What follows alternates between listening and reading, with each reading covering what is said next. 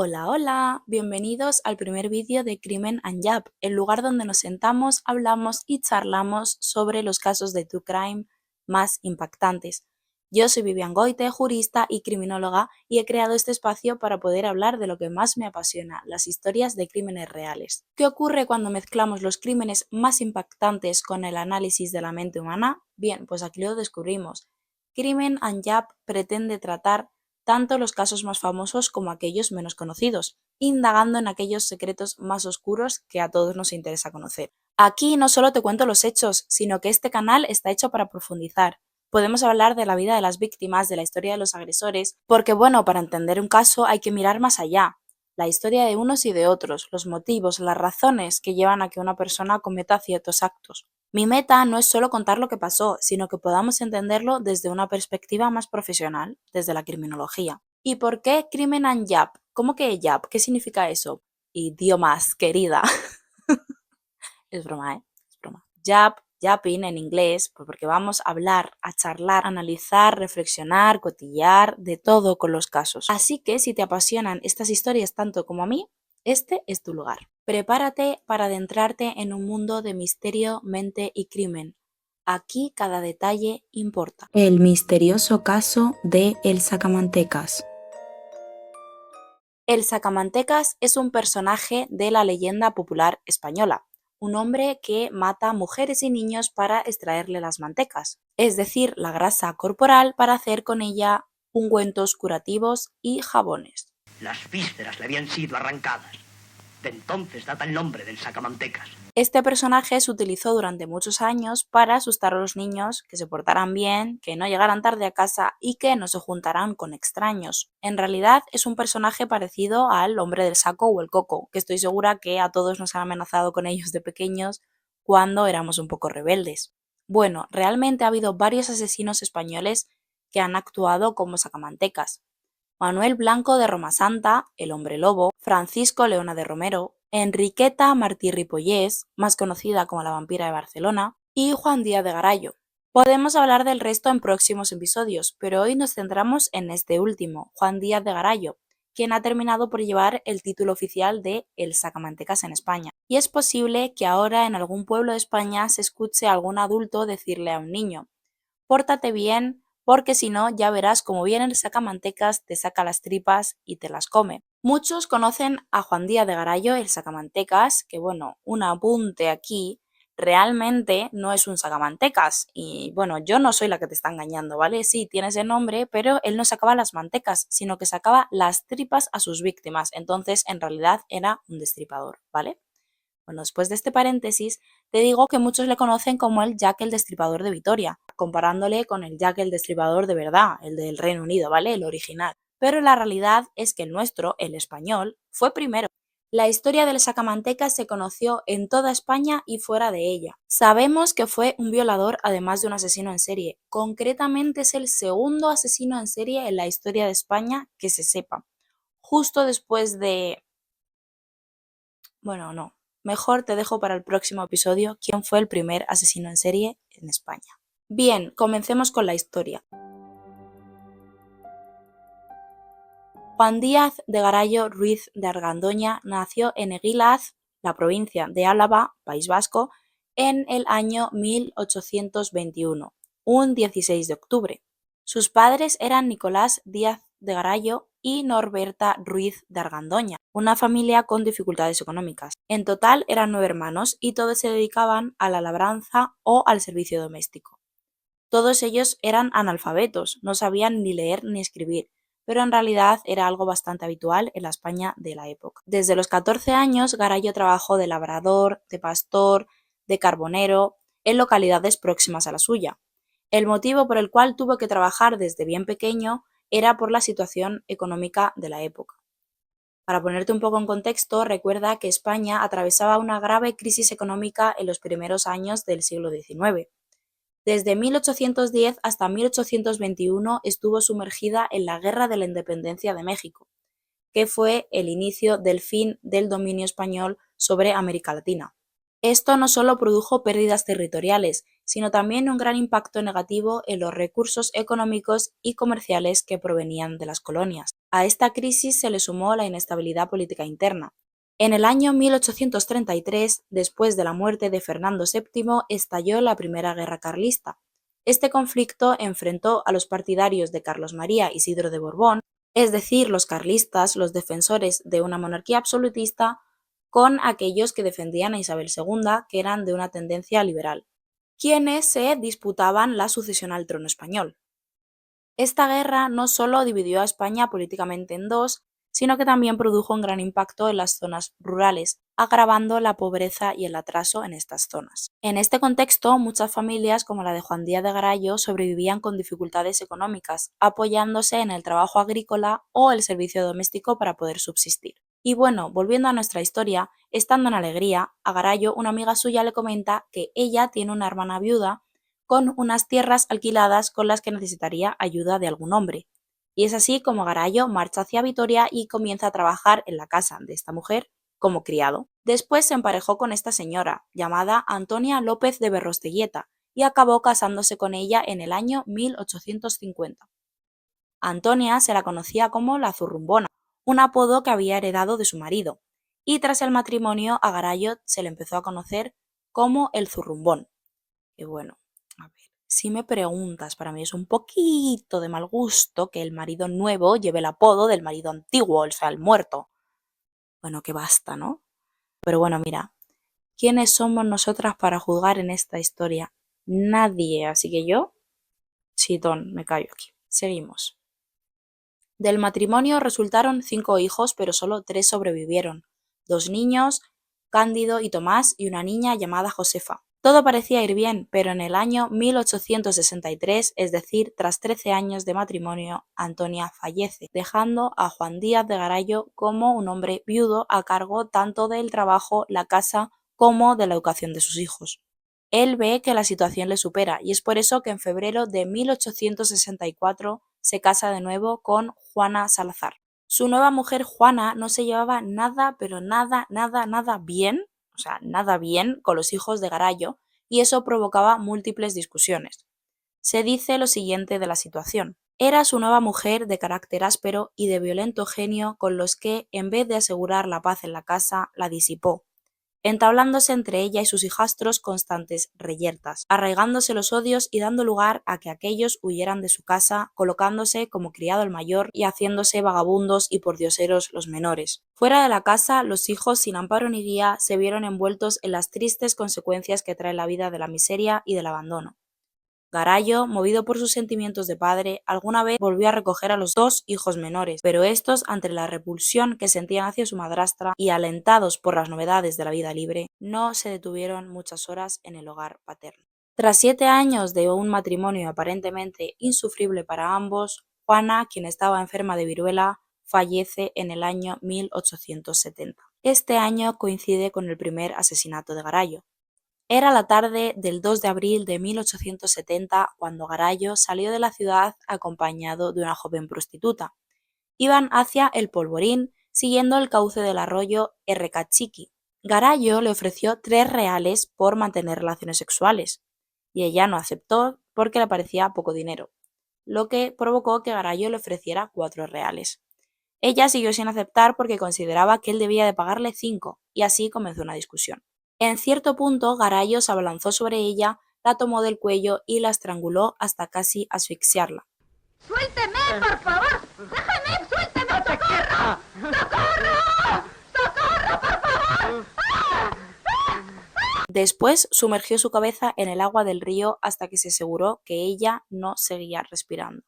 Se cuenta que después la desnudó, la puso boca arriba en el río y la observó un rato.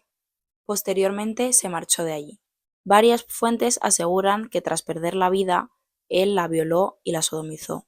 Al día siguiente, un criado que caminaba por la orilla del río recogiendo plantas y flores medicinales encontró el cadáver y junto con un joven que paseaba por la zona fue a las autoridades a informar del descubrimiento. Se identificó a la víctima, su nombre era Melitona Segura y González de Betolaza, conocida como la Valdegobiesa.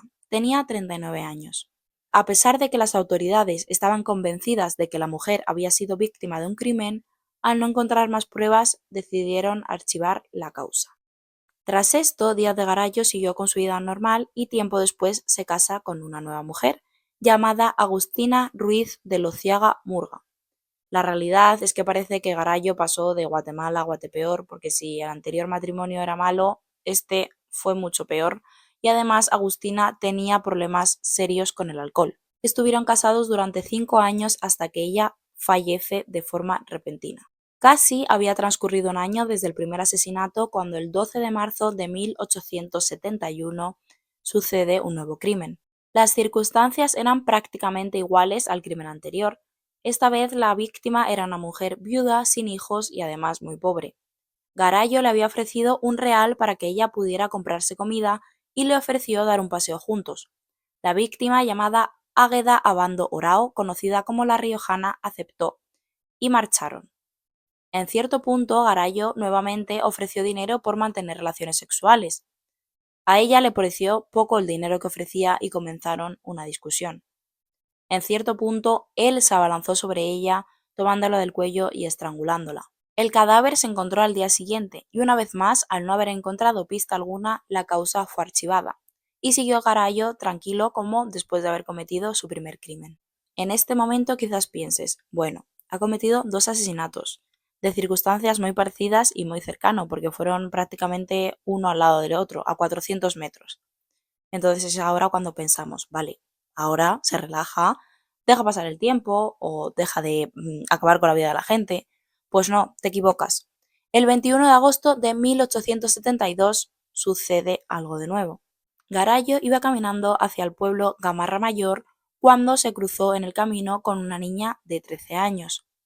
Él la tomó por el cuello, la sacó del camino y la dejó inconsciente. Una vez la niña estaba inconsciente por la asfixia, él la violó y después la estranguló hasta que la joven perdió la vida. Posteriormente escondió su cuerpo en una acequia y continuó con su camino. La víctima era una niña de 13 años llamada Antonia Berrosteguieta, que bueno, si eres una persona atenta a los detalles te habrás dado cuenta que su nombre es muy similar a la primera mujer de Juan Díaz de Garay, pero con un pequeño matiz.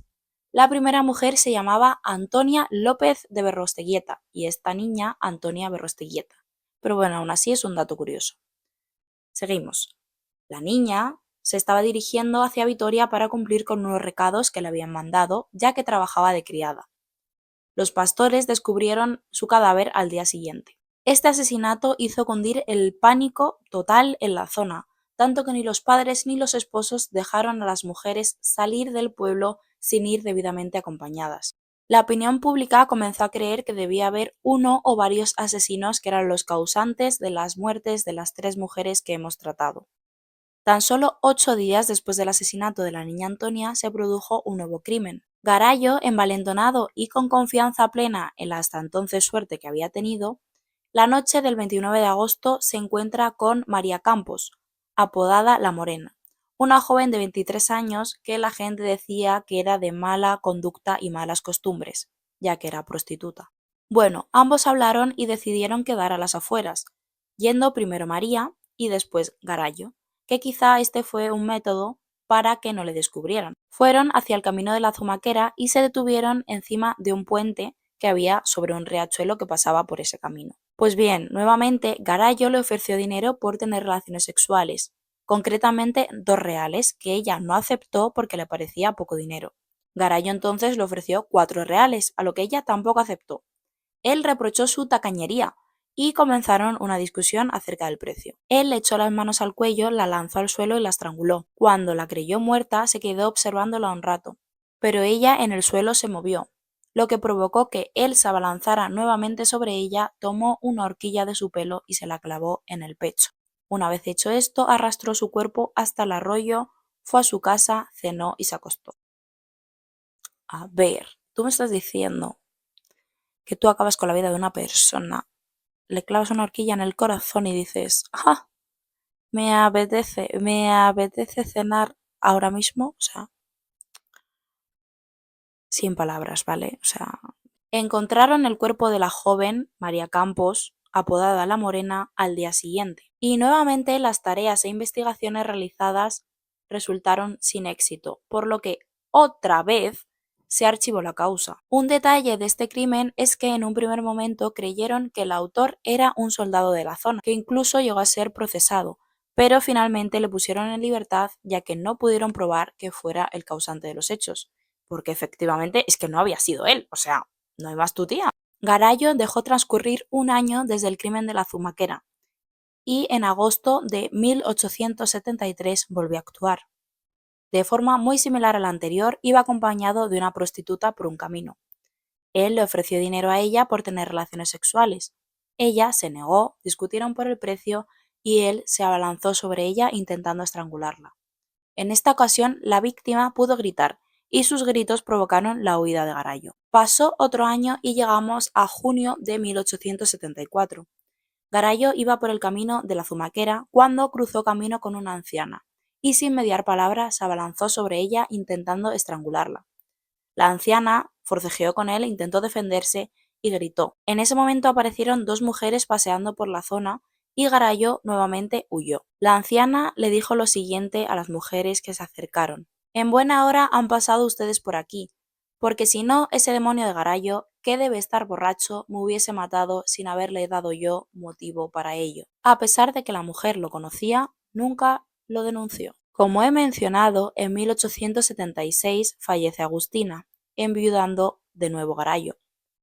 Parece que su muerte estaba envuelta en misterio. En palabras del propio Garallo, esto fue lo que sabemos de la muerte de su esposa. En la noche del 3 de abril de 1876, al volver del campo, donde estuve trabajando todo el día desde las 5 de la mañana, al subir a la habitación nuestra encontré la puerta cerrada, y como al llamar no me contestó nadie, metí la mano por la gatera y saqué la llave de la puerta, que yo mismo dejé allí cuando me marché por la mañana, quedándose mi mujer en la cama buena y sana.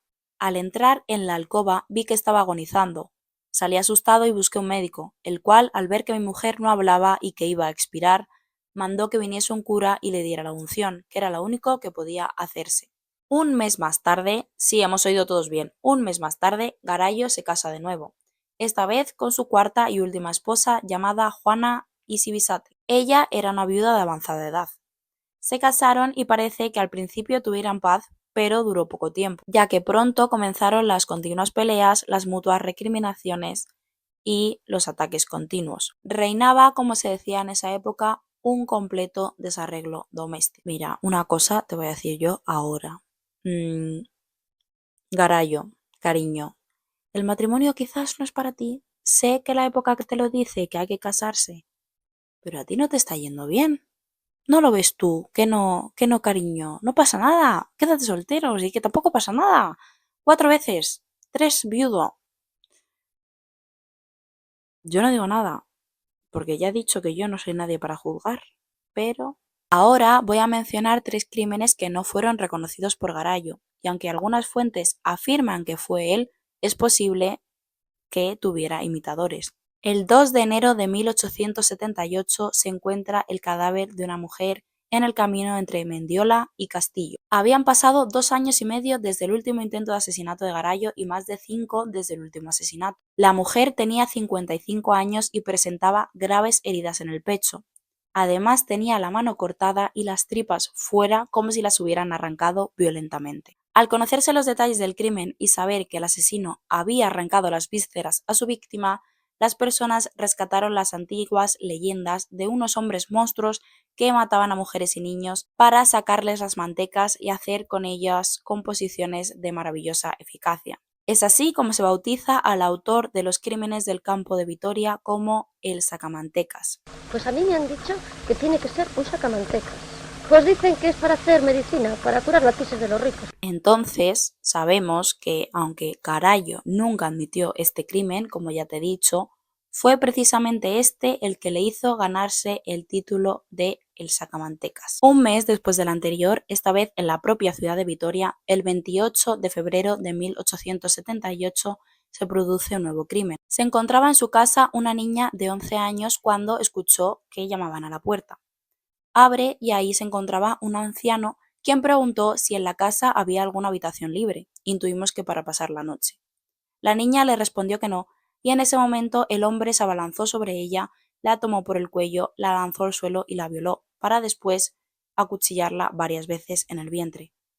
La niña pudo gritar, lo que provocó la huida de ese hombre. No fue hasta varias horas más tarde cuando la madre de la niña volvió a su casa y la encontró, llevándola ya agonizante al hospital, donde la niña falleció a los 3 días del ataque. Mientras se encontraba en el hospital y antes de su muerte, la niña pudo identificar al hombre que la había atacado. Se creyó entonces descubierta la identidad del violador y asesino de El Sacamantecas. De hecho, se dijo, el Sacamantecas ha caído en las manos de la justicia. Parece que el autor era un hombre de 75 años llamado Venancio, pero las investigaciones no pudieron probar que hubiese cometido más asesinatos que el de la niña. La sala de la Audiencia Provincial de Burgos le encontró autor del hecho y le condenó a 20 años de prisión. Pero el Ministerio Fiscal interpuso un recurso de casación, lo que provocó que el Supremo anulara esa sentencia y fue condenado a cadena de muerte. Fue ejecutado el 19 de mayo de 1880. Otra víctima aparece también a los meses de este año 1878. Una joven había sido brutalmente violada y asesinada. Se culpó de estos hechos a un pastor de la zona, pero no pudo probarse que él fuera autor del delito. Esta repetición de crímenes de idéntica índole y forma han hecho sospechar, debido al misterio y la impunidad que envolvieron a los primeros, que el Sacamantecas tuvo imitadores y continuadores. Más tarde, el 1 de noviembre de 1878, el Sacamantecas ya era una charla habitual por la zona mientras Díaz de Garayo hacía vida normal. Habían pasado más de 6 años desde el último asesinato confesado por Garayo y más de 4 desde su último intento. Se dice que ese día 1 de noviembre Garayo fue a un molino ubicado a las afueras de Vitoria, acompañado de su víctima llamada Ángela López de Armentia, apodada La Molinera. Estuvo un rato charlando con ella y en cierto punto se abalanzó sobre ella intentando estrangularla. Ella pudo gritar, lo que alertó a unos soldados que se encontraban por la zona y provocó la huida de Garayo. En esta ocasión, Garayo fue denunciado y posteriormente detenido. Sí, has oído bien. Bravo. Bravo. Y le condenaron a 2 meses de prisión. 2 meses por el ataque a esta mujer. O sea, elimino el bravo de mi frase anterior, ¿vale? Porque, bueno, parecía que lo habíamos hecho las cosas bien, pero no demasiado bien. Quizás lo que viene después se podría haber evitado. Quizás. Pero bueno, seguimos. Bueno, un aspecto curioso en relación con este ataque es que a Garayo en el momento del juicio evidentemente le preguntaron por él, a lo que él respondió que realmente él no había querido atacar a la molinera, sino que estaba en la cocina con ella y él había intentado coger un bote de pimientos que se encontraba en una balda alta. Se tropezó en ello y cayó encima de la señora, pero que él no había atacado a nadie. O sea, ¿en serio? ¿En serio? ¿Esta es tu mejor mentira, excusa o argumento? El 25 de agosto de 1879, Garayo se encontraba a las afueras de la ciudad paseando cuando se encontró con una mendiga. Le dio una limosna y estuvo hablando con ella, pero en cierto punto decidió abalanzarse sobre ella. Ella cayó al suelo y se golpeó fuertemente la cabeza con una piedra, pero a pesar de que Garayo estaba intentando estrangularla, ella consiguió darle una patada en la entrepierna, se levantó y huyó corriendo hacia Vitoria. O sea, bravo a esta señora, tremenda reina.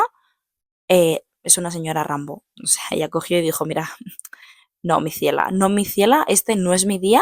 Garayo, después de recuperarse, decidió seguir a la anciana a su casa porque tenía miedo de que ella denunciara los hechos y le detuvieran de nuevo. Entonces la siguió, descubrió dónde vivía y volvió a su casa, donde le comentó a su mujer lo sucedido, pero le contó otra historia.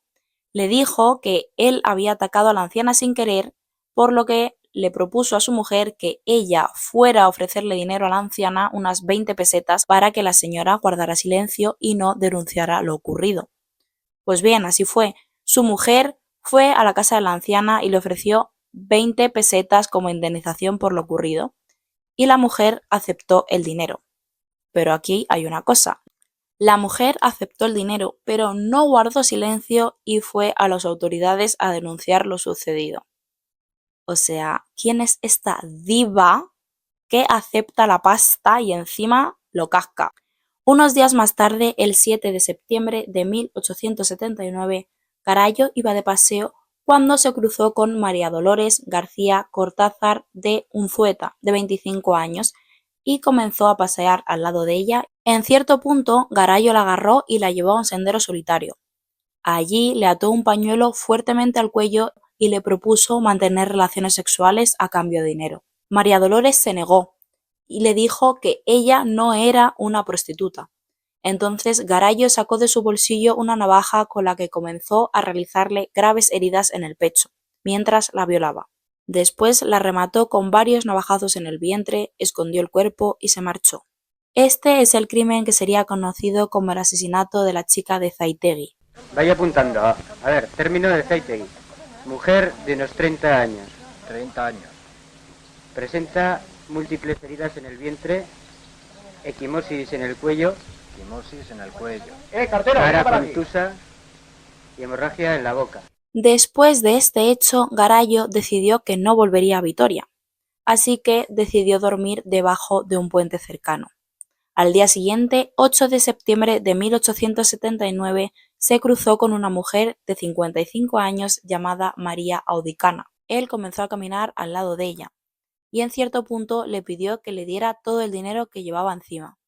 Al negarse esta, él se abalanzó sobre ella y usó su propio delantal para atárselo al cuello y dejarla prácticamente inconsciente. Después la desnudó para violarla, pero él mismo cuenta que no consiguió su propósito. Entonces sacó la misma navaja que había utilizado el día anterior para acabar con la vida de Dolores y se la clavó en el corazón y en el vientre, acabando con su vida. Después le rajó la tripa de arriba a abajo, metió las manos en su vientre, sacó los intestinos y le arrancó un riñón. Más adelante, cuando le interrogaron por sus crímenes y le preguntaron por qué le había extraído los intestinos a su víctima, él respondió textualmente: porque decían que era el sacamantecas el que hacía esas cosas, y para que así lo creyeran y nadie pensara en mí. Por tanto, él alegaba que realmente había cometido esos hechos, el arrancarle las entrañas a su víctima, para desviar la atención de su persona y centrarla en el presunto sacamantecas del que todo el mundo hablaba. Después de acabar con la vida de Manuela, limpió sus manos con la ropa de ella, la cubrió con estas, abrió la cesta que la propia víctima llevaba, sacó un panecillo y un poco de atún y se lo comió. Vamos a ver, tú a mí me estás diciendo que acabas de destripar a una persona, le has arrancado un riñón que y te pones a merendar, o sea. Esa noche volví a dormir bajo el mismo puente que la noche anterior. Por la mañana se levantó, se lavó en el arroyo donde lanzó la navaja y volvió a su casa. Allí, prácticamente sin hablar con su mujer, se cambió de ropa y volvió a marcharse. Y aquí yo voy a hacer un stop, paréntesis, comentario que no me incumbe, pero bueno, yo lo hago igual y diré, vamos a ver, ¿cómo es posible que este señor, recordemos, como acabo de decir, es que está casado? Y tú me dices a mí que coges y desapareces 2 días de tu casa sin dormir y no informas a tu mujer ni nada y no pasa nada y ella llega y no le dicen nada. O sea, pero ¿qué pasa? El pánico se instaló en Vitoria a la mañana siguiente cuando encontraron los 2 cuerpos de las víctimas y las personas empezaron a recordar los crímenes de 1870, que recordamos es el año en el que Garallo comenzó a cometer estos delitos. Además, fueron conscientes en ese momento de que Venancio, el anciano que estaba en ese momento preso por acabar con la vida de la niña de 11 años, no podía ser ni mucho menos el sacamantecas, porque era evidente que si este señor estaba en prisión no podía estar fuera destripando personas, o sea, básicamente. Entonces dijeron, bueno, pues el sacamantecas tú, pues la verdad que no eres. En este punto, la historia de el sacamantecas era ya conocida por toda España, así como fuera de ella. El caso de Manuela, la mujer destripada, sería el segundo asesinato asignado oficialmente al personaje de el sacamantecas, y aunque él en ese momento no lo sabía, sería el último asesinato de Garallo. Debido al caos total, al miedo y al pánico que se había instaurado en la ciudad, todas las autoridades se centraron al máximo en este caso para intentar resolverlo. En las investigaciones se tomó declaración a un cartero que dijo que había visto a la joven María Dolores la chica de Zaitegui, junto con un labrador que era bizco. Con esa descripción, el alguacil de Vitoria, Pío Fernández de Pinedo, comenzó a investigar y se topó con el expediente de Garayo. Ahí descubrió el ataque a la molinera, que si recuerdas es Ángela de Armentia, quien le denunció y por lo que ingresó en prisión 2 años. 2 años no, ya quisiera yo que hubiesen sido 2 años, 2 meses.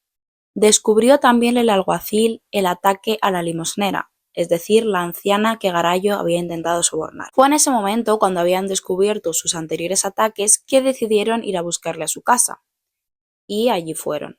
Le preguntaron a su mujer por él, pero ella dijo que no sabía dónde se encontraba, ya que él se había marchado a Vizcaya tras el ataque a esta anciana que había intentado sobornar. Mientras tanto, Garayo, que no sabía que le estaban buscando, volvió a Vitoria el día 21 de septiembre para cambiarse de ropa. Que bueno, otra vez, otro paréntesis, porque yo soy juzgona y diré, vamos a ver, retrocedemos un pelín para atrás. El crimen de María Dolores fue el 7 de septiembre, la chica de Zaitegui, ¿vale? Y luego el otro, el de la mujer pobrecita que le arrancaron un riñón, fue el 8 de septiembre. 8 de septiembre, ¿vale? Este hombre vuelve a casa el 21 de septiembre, o sea que son 13 días después para cambiarse de ropa. Mira, yo no me quiero imaginar cuando se quitara la ropa, esa ropa debería andar. Bueno, seguro que se gira y le juzga en plan de, ¿qué te pasa? Pero bueno, que él va a su casa, ¿vale? A cambiarse de ropa. Y en ese momento el alguacil Pío le ve, le reconoce y le arresta de inmediato. Y entonces en ese momento le llevan detenido a la cárcel celular de Vitoria. Que el famoso criminal conocido por el Sacamantecas ha sido apresado por la Guardia Civil en las montañas de León y que en estos días está siendo trasladado a Vitoria. Entonces aquí ya tenemos a Garayo detenido. Y bueno, él en la cárcel al principio lo negó todo, pero todo de que no quería hablar con nadie. Y esquivaba todos los intentos de inculpación de los asesinatos que le asignaban. Le asignaban 16 crímenes, 16 asesinatos concretamente, que era el número de mujeres que habían muerto de forma violenta en esa época en los alrededores de Vitoria. 12 días pasó siendo interrogado en la cárcel y a pesar de todos los intentos del alcaide, fue al llavero al que Garayo le confesó sus crímenes. Bueno, hemos dicho que fueron 12 días intensos de interrogatorio y realmente yo creo que Garayo decidió confesar por la insistencia, ya que continuamente pues el llavero, el alcaide le comentaban: piensa en Dios, una persona en tu situación para congraciarse de alguna manera con Dios confesaría, es lo que tienes que hacer, como que es el camino, siguieron el camino de la fe, que bueno, realmente Garayo mucho en Dios no lo había pensado, porque bueno, vemos su gran camino y su rastro de cadáveres, pero bueno, apelaron a la fe, a la religión para que él confesara y en cierto día pues él dice que sí, que voy a confesar. Yo creo que realmente fue ya que le tenía en la cabeza como un bombo y dijo, se acabó.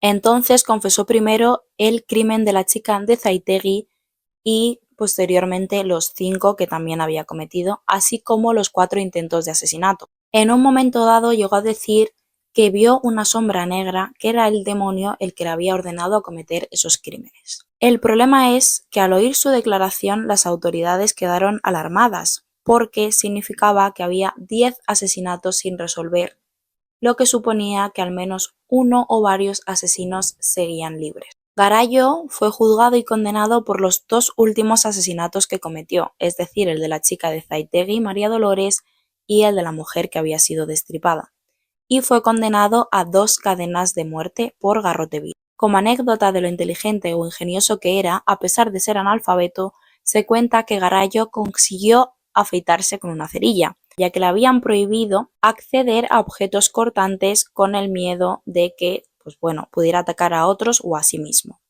También se contaba que aprendió a quitarse la ropa con los grilletes puestos. Además, en la cárcel aprendió a leer cuando tenía aproximadamente 60 años. Durante los 2 años que estuvo encarcelado, recibió visitas de su hija y alguna de su mujer Juana, que a pesar de su vejez y de sus problemas de salud, que bueno, la mujer por estas razones vivía en un hospicio, seguía visitándole, llevaba comida y ropa limpia, pero a pesar de esto, Garayo la trataba de malas maneras y siempre discutían cuando ella iba a visitarle a prisión. Bueno, se sabe que su mujer ya se estaba quedando prácticamente ciega, pero a pesar de eso, ella continuaba yendo a prisión, le llevaba ropa limpia e incluso le zurcía la ropa.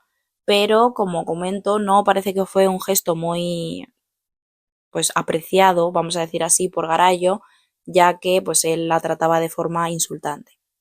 Y por otro lado tenemos a la hija, que fue, vamos a decir, como una víctima secundaria de los crímenes cometidos por su padre, ya que bueno, ella trabajaba en Cataluña como criada, pero decidió volver a Vitoria para poder estar cerca de su padre y poder llevarle comida y ropa más habitualmente.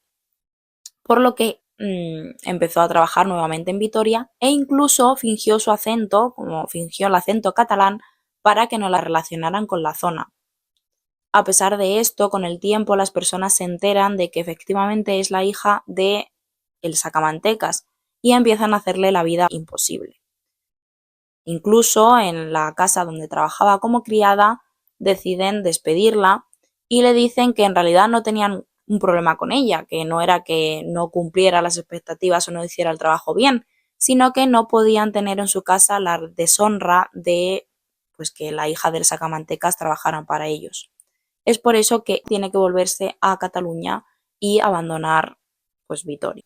Vemos aquí que su hija Josefa, a pesar de que no había tenido nada que ver evidentemente con estos crímenes y que en realidad hacía un montón de años que no veía a su padre, porque si recordáis, Josefa y sus hermanos se marchan de su casa cuando su padre se casa con la primera madrastra que tienen ellos, que es Juana Salazar, con la que tenían muchísimos problemas. Entonces abandonan el hogar desde bien pequeños y no tienen prácticamente relación con su padre, pero aún así no pudo quitarse como el estigma de ser la hija de el sacamantecas y la verdad que las personas le hicieron la vida imposible por ella. Cuando su hija en una de sus visitas le preguntó entre lágrimas que por qué había matado a todas esas mujeres, Garayo le confesó que la culpa la tenían sus 3 anteriores mujeres, es decir, menos la primera, todas.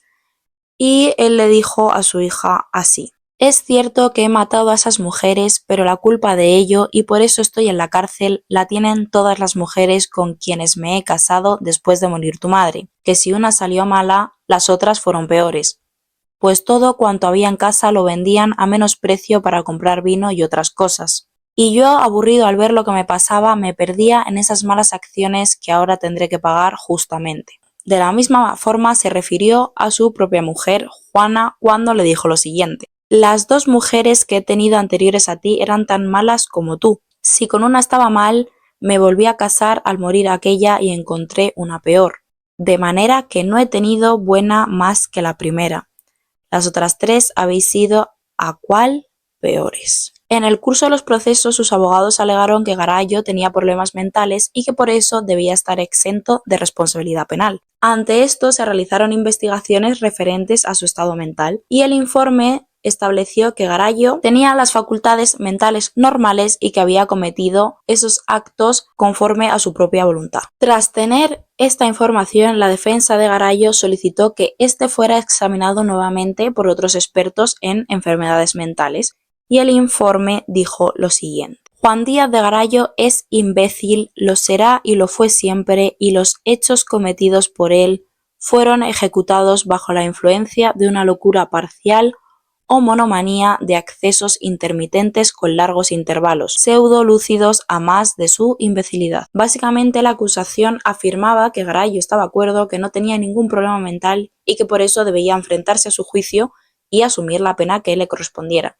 Y por otro lado, la defensa decía lo contrario, que tenía problemas mentales y que debía ser internado en un hospital psiquiátrico. Finalmente, los tribunales consideraron que Garayo sí que tenía la capacidad mental para enfrentarse a un juicio y le condenaron a pena de muerte. El 11 de noviembre de 1879 se dicta sentencia por el asesinato de Manuela, es decir, la mujer a la que había destripado. En la sentencia se hace referencia a sus antecedentes. Se menciona que en esos momentos estaba siendo igualmente procesado por otro asesinato, que es el de la chica de Zaitegi, el que había cometido pues un día inmediatamente anterior a este, y también se menciona que había sido condenado a prisión por las agresiones a Ángela Armentia, es decir, la molinera, ¿vale? Quien le denunció y que por eso había entrado en prisión. Esta sentencia termina condenando a Garayo por un delito de robo, cuya ocasión y motivo resultó en homicidio con 2 agravantes de alevosía y ensañamiento, y se le condenó a pena de muerte por garrote, además del pago de una indemnización de 1000 pesetas a Dionisio Arri, el viudo de Manuela. El día de su ejecución, el 11 de mayo de 1881, Garayo era conducido al patíbulo de la cárcel de El Polvorín Viejo y fue ejecutado por medio del garrote vil. Mientras ocurría su ejecución, se vendían fotos o romances de la historia de El Sacamantecas. Bueno, y si hablamos muy brevemente de su forma de ejecución, el garrote vil, que en otros episodios podemos tratar los distintos métodos que se han empleado a lo largo de la historia para aplicar la pena capital, podemos decir que la persona se sentaba y se le ataba fuertemente tanto los brazos como el cuello con una especie de collar de hierro, ¿vale? Que tenía un torniquete, una especie de torniquete en la parte posterior, que cada vez que más se giraba, más apretaba, hasta que finalmente provocaba la muerte por la rotura del cuello. Por lo menos esa era la idea, que fuera una muerte instantánea, pero esto dependía mucho de la fuerza del verdugo y del cuello del condenado. Al final la experiencia mostró que raramente sucedían las cosas de forma instantánea, ya que la muerte solía venir por el estrangulamiento al causar lesiones en la laringe y en el hueso de hioides, que está por debajo de la mandíbula. En múltiples casos se alargaba la agonía del condenado. Por ejemplo, la ejecución de José María Jarabo en el año 1959, que aquí me puedes decir si quieres que hagamos un episodio sobre este hombre, que también es muy interesante su caso y también es muy famoso. Bueno, su muerte se había producido con excesa lentitud, así lo describió el informe de su autopsia. El fallecimiento duró 25 minutos, o sea, una verdadera tortura, y se dice que el garrote vil es una de las peores formas de aplicar la pena de muerte que han existido aquí en España. Volviendo a nuestro protagonista, su cadáver fue exhibido después de fallecido, como era habitual, durante 10 horas. Fue enterrado en una fosa común en el cementerio de Santa Isabel. Bueno, y un dato curioso es que en este cementerio, en esta fosa, en realidad solo está enterrado el cuerpo de Garayo, ya que la cabeza se la llevó el doctor Esquerdo para hacerle unos exámenes posteriores a su muerte, pero se dice que pues, la cabeza se perdió y nunca apareció. Entonces nunca se supo dónde había terminado. Hay fuentes que dicen que se vendió a una colección privada, pero nunca se confirmó. Bueno, y hasta aquí los hechos, la historia de lo que ocurrió con el Sacamantecas. Y ahora pasamos a la parte B de esto, que es el análisis criminológico.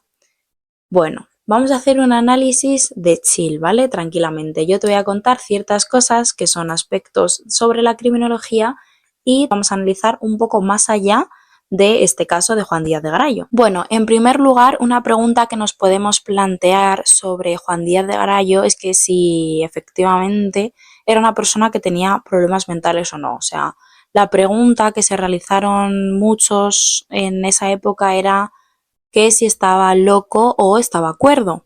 Bueno, y la realidad es que el caso del Sacamantecas generó un intenso debate y marcó una lucha entre dos formas de entender el comportamiento humano. ¿Era un asesino plenamente consciente de sus actos o en cambio un enfermo mental que estaba guiado por una mente perturbada? Mientras estuvo preso, la comunidad se dividió en dos: aquellos que pensaban que Garayo era una persona cuerda y por tanto responsable de sus crímenes, y por otro lado aquellos que consideraban que tenía una enfermedad mental y que no podía ser responsable de los hechos que había cometido. Incluso después de su muerte, el debate continuó y muchas personas estuvieron interesadas en conocer los resultados de la autopsia. Durante los primeros meses del año 1880, 11 médicos vitorianos examinaron a Garayo bajo la dirección del famoso psiquiatra Ramón Apraiz. Apraiz presentó sus conclusiones en una conferencia llamada Garayo el Sacamantecas. ¿Es cuerdo o es loco? En ella defendió que Garayo tenía facultades mentales normales y que sus actos eran producto de su libre albedrío y voluntad, pero nunca de una enfermedad mental. Apraiz argumentó que Garayo no era un caso excepcional. Lo describió como un hombre pobre, analfabeto y marcado por una vida llena de infortunios. Además, descartó completamente las teorías que vinculaban su conducta a anomalías físicas, como una conformación extraña de la cabeza o unos genitales también extraños. Negamos que Juan Díaz de Garayo y Ruiz de Argandoña tenga su razón enferma o padezca monomanía alguna. Silencio. Puede retirarse, gracias. Sin embargo, frente a esta postura nos encontramos la opinión del alienista, que era la denominación de los primeros psiquiatras, el doctor José María Esquerdo, que en su conferencia Locos que no lo parecen diagnosticó a Garayo como un idiota mental y por ello exento de responsabilidad penal, ya que consideraba que estaba predestinado a llevar a cabo tales horribles crímenes debido a la degeneración de su linaje y de su prole. El doctor Esquerdo lideró estudios del cerebro y del cráneo de Díaz de Garayo y los describió como deformes, además de degenerados, atribuyendo esto a su conducta criminal. Sus conclusiones influyeron en la psiquiatría forense de la época, pero posteriormente sus teorías fueron desestimadas. Grande atrevimiento parecerá el nuestro al querer ponernos enfrente del distinguido alienista director del manicomio de Carabanchel, calificado por los que han tenido el placer de oírle como uno de los máximos representantes de la clase médica. Ya puede comprender el doctor Esquerdo que, aun cuando admiradores suyos, debemos consignar que su diagnóstico no es muy sólido, debido, seguramente, al poquísimo tiempo de observación del procesado. Ahora nos surge una pregunta, que también le surgieron a ellos en la época. ¿Podemos identificar a un asesino por su rostro? Ya vemos que el doctor Esquerdo decía que su forma de su cráneo y de su cabeza era lo que provocaba estas conductas delictivas. Pues bueno, en la época de Garay, conceptos como la investigación forense o la identificación criminal estaban marcados por teorías que hoy ya hemos superado. Se creía que existía una relación directa entre los rasgos faciales, la forma del cráneo y la criminalidad. Por eso el análisis clínico de Garayo no fue casual. Muchos científicos lo examinaron a fin de determinar si efectivamente la forma de su cara y de su cráneo eran los causantes de su conducta criminal. Además, buscaban establecer patrones que permitieran identificar de forma prematura a otros asesinos. Teorías propuestas como la de César Lombroso calificaban a los criminales según sus rasgos físicos. Las tablas de identificación criminal de la época buscaban medir parámetros como la longitud de la cabeza, la morfología de las orejas y hasta el color del iris para construir perfiles de los delincuentes. Hoy sabemos que no existe una relación entre los rasgos físicos y la criminalidad. Sin embargo, en su tiempo, estas ideas reflejaban la necesidad de identificar y comprender el comportamiento en un mundo que apenas empezaba a investigar el complejo vínculo entre la biología y la criminalidad. Vale, y una vez dicho esto, vamos a tratar un poco más como el perfil criminal de el Sacamantecas.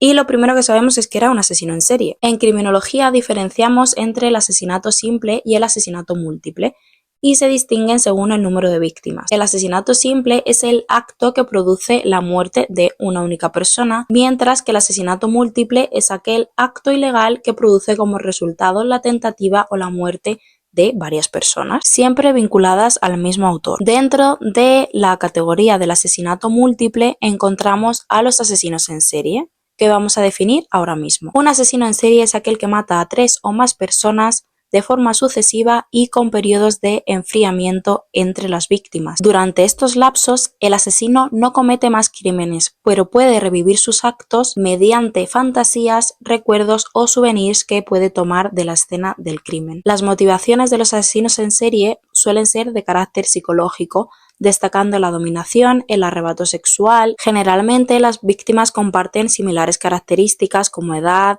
género y los crímenes suelen seguir un patrón metódico. No deben confundirse ni con los asesinos en masa ni con los asesinos frenéticos, ya que estos son categorías totalmente diferentes con distintas características. Hablamos de que existen dos tipos principales de asesinos en serie: los asesinos en serie organizados y los desorganizados. Aunque también existe un tercer grupo que puede presentar características de los anteriores y son los asesinos en serie mixtos. Un asesino en serie organizado es una persona que suele cometer sus crímenes de manera planificada y ordenada.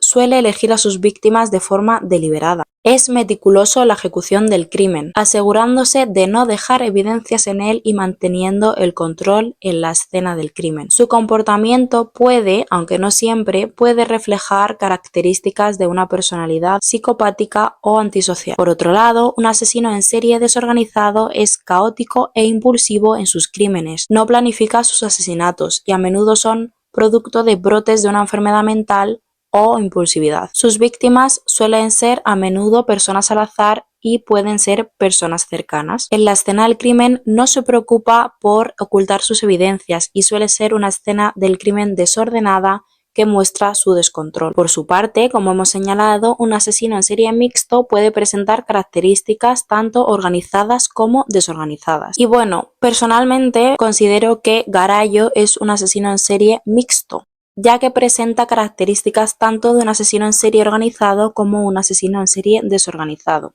Y explico mis razones.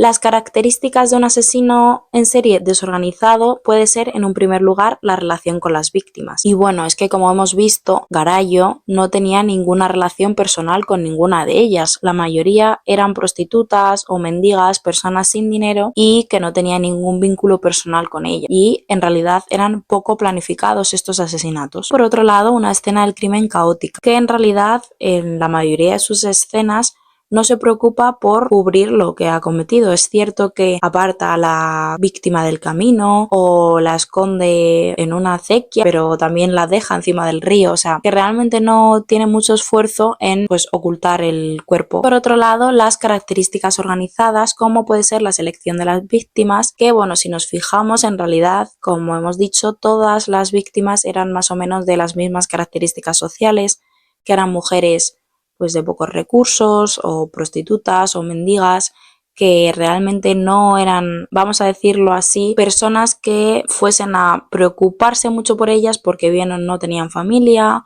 Por tanto, él se aprovechaba de esta situación de sus víctimas para cometer esos crímenes y que fuera más difícil que le atraparan. Y por otro lado, sí que presenta, considero, cierto control sobre sus crímenes, ya que a pesar de que en realidad no son crímenes 100% planificados, hay ciertos aspectos que sí que tiene en cuenta para que no le atrapen, como por ejemplo que siempre comete los crímenes fuera de la ciudad, o como por ejemplo en aquella víctima que era prostituta, la que queda con ella pero le dice que ella vaya primero y luego ya se encuentra él con ella para que nadie les vea juntos. Si nos centramos en cuál podría ser la motivación principal de Garayo, para mí podemos hablar de dos motivaciones principales. Por un lado, la frustración y el resentimiento hacia las mujeres. La relación de Garayo con las mujeres estuvo marcada por conflictos y frustraciones personales, especialmente sus 3 últimos matrimonios que no fueron felices. Este resentimiento parece que llevó a acumular su odio hacia figuras femeninas externas, en particular mujeres vulnerables como las prostitutas. Sus crímenes, además de ser una forma de expresar su frustración, era una forma de ejercer su dominación y poder, deshumanizar a las mujeres que él consideraba que habían sido las causantes de la mayoría de sus problemas. Evidentemente no es una excusa ni una justificación el asunto de sus problemas maritales para cometer los crímenes que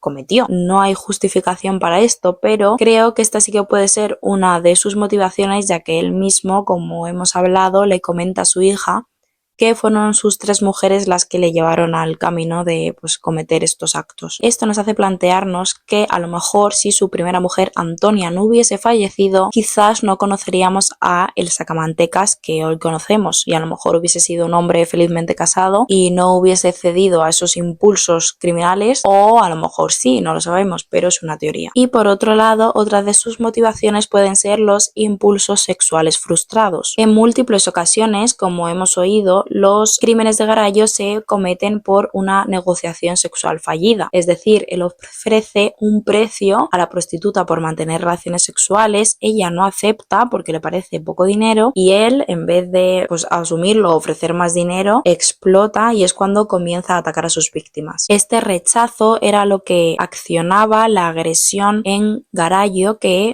transformaba esa frustración en un ataque que terminaba siendo letal. Sabemos además que en varios casos violó a sus víctimas y en otros es posible que lo hiciera después de acabar con sus vidas, lo que nos confirma que además del deseo sexual había un afán de dominación sobre sus víctimas. Sin embargo, este patrón no se limitó únicamente a las prostitutas. Si nos centramos en el asesinato a la niña de 13 años, vemos que en este caso actúa de forma impulsiva cuando ella pasea por allí y él decide agarrarla, prácticamente asfixiarla, violarla y después acabar con su vida. Igual lo vemos también en los dos últimos asesinatos donde Garayo propone tener relaciones sexuales y ante el rechazo él actúa con una violencia extrema. En este sentido, el asesinato de la chica de Zaitegui, María Dolores, después de que la mujer rechazara su propuesta sexual, él no solo la estrangula, que era de acuerdo a su modus operandi habitual, sino que también la apuñaló en el abdomen, demostrando ahí un mayor nivel de brutalidad. Y lo mismo ocurre con la mujer destripada, que en este caso sube como otro escalón más y que no es que solo la apuñala para acabar con su vida, sino que la destripa y le arranca un riñón. Todos estos casos demuestran que los crímenes de Garayo estaban ligados a una frustración sexual que escalaba a una agresión letal cuando no conseguía satisfacer sus deseos. Y finalmente podemos hacer un análisis de los crímenes en relación a su modus operandi y la evolución. Si observamos la evolución de los crímenes de Díaz de Garayo, podemos observar que sigue un guión prácticamente idéntico en todos sus crímenes, lo que es característico de un asesino en serie organizado. En los 3 asesinatos de prostitutas que se le atribuyen, Garayo sigue un patrón muy similar, si no idéntico. Acuerda un precio para mantener relaciones sexuales, pero después intenta ofrecer menos o negociarlo, lo que provoca que las mujeres se nieguen a tener esas relaciones sexuales con él y es lo que provoca el ataque. Sin embargo, también hemos visto crímenes que se apartan de este esquema, como por ejemplo el asesinato de la niña de 13 años con la que se cruza por el camino y parece que la asesina sin una motivación aparente. Realmente sí que abusa sexualmente de ella, que ahí es cuando podemos ver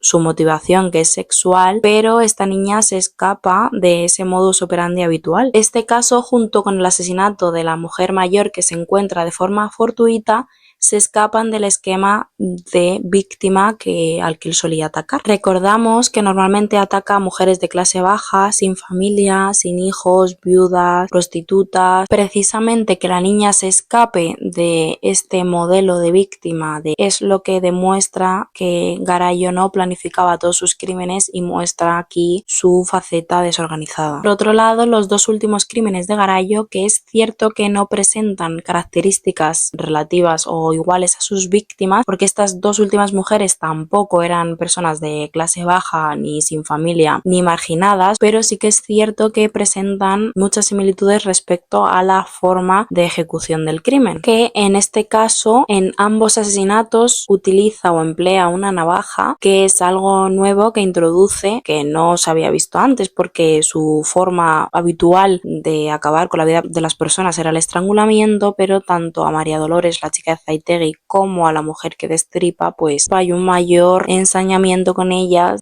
Este aumento de la brutalidad nos recuerda a otros crímenes. Si recordáis el asesinato de la niña de 11 años que se encontraba en su casa, que fue atribuido al señor Venancio de 75 años. Bien, pues este hombre fue juzgado, condenado y posteriormente ejecutado, pero la realidad es que la historia de este crimen es confusa. Es cierto que la niña lo identificó cuando se encontraba en el hospital, pero debemos pararnos a pensar que estaba agonizante ya en su lecho de muerte. La policía le presenta a un hombre mayor, con boina, posiblemente bastante desaliñado, y no digo yo que fuera 100%, pero existe la posibilidad quizás de que no fuese muy riguroso esta identificación del criminal. No obstante, la niña eso le identifica y él sí que es procesado y condenado. Pero nos plantea una duda: ¿puede haber sido un inocente ejecutado mientras el culpable seguía en libertad?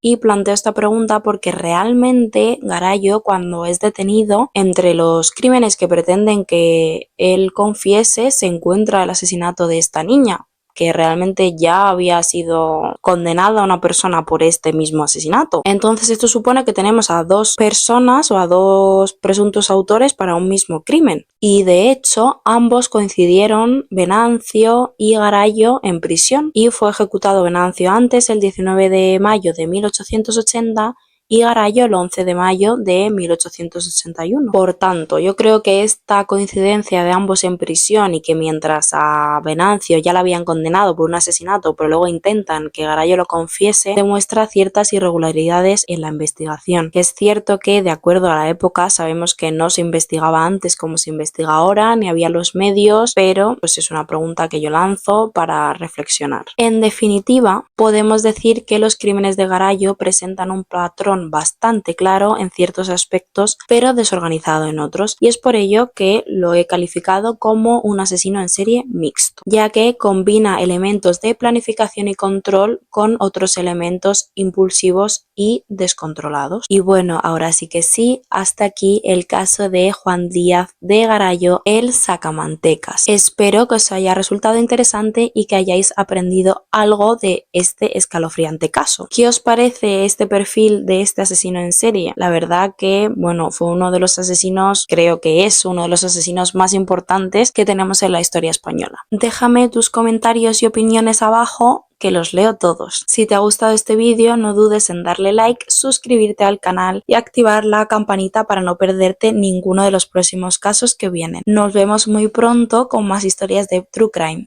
Bye.